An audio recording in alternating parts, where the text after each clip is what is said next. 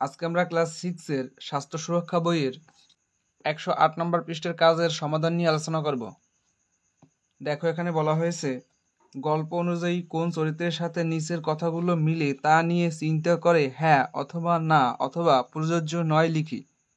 আমার বন্ধুর সাথে শখটি নিয়ে আলোচনা করি এবং আলোচনা শেষে কোনো পরিবর্তন করতে চাইলে করি।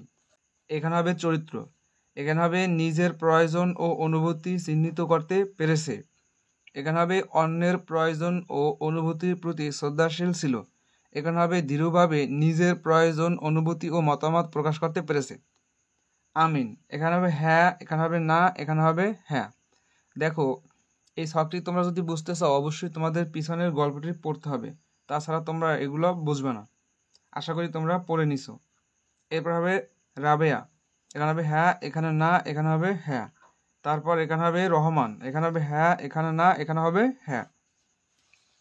এরপর নিচে আরেকটি কাজ আছে, এটি সমাধান করতে হবে। এখানে বলা হয়েছে নিচের প্রশ্নগুলো পরে উত্তর তৈরি করি, বন্ধুর সাথে প্রশ্নগুলো নিয়ে আলোচনা করি এবং আলোচনার শেষে কোনো পরিবর্তন করতে চাইলে করি। এখানে প্রশ্ন, এখানে তোমাদের উত্তর লিখতে হবে। এখানে প্রশ্নে লেখা আছে আমিনের কি নিজের মতো সময় কাটানোর সুযোগ থাকা উচিত, কেন বা কেন নয়? এর উত্তর হিসেবে আমরা লিখতে পারি না, আমিন বড় হলেও সব সময় নিজের মতো করে সময় কাটানোর মতো বয়স ওর হয়নি। এরপর একটা প্রশ্ন আছে, দেখো এখানে বলা হয়েছে আমিনের কোন পদক্ষেপগুলো তার ব্যক্তিগত সীমানা ধরে রাখতে সাহায্য করেছে। এর উত্তর হিসেবে আমরা লিখতে পারি আমিন দৃঢ়ভাবে নিজের প্রয়োজন অনুভূতি ও মতামত প্রকাশ করার মাধ্যমে ব্যক্তিগত সীমানা ধরে রাখতে পেরেছে। এই কথাটা এই ছকের ভিতরে, ঠিক আছে।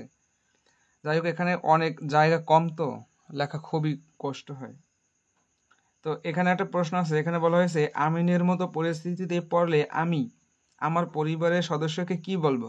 এর উত্তর হিসেবে আমরা লিখতে পারি আমি বলতাম আমি এখন বড় হচ্ছি, মাঝে মাঝে আমার নিজস্ব সময়ের প্রয়োজন হয়।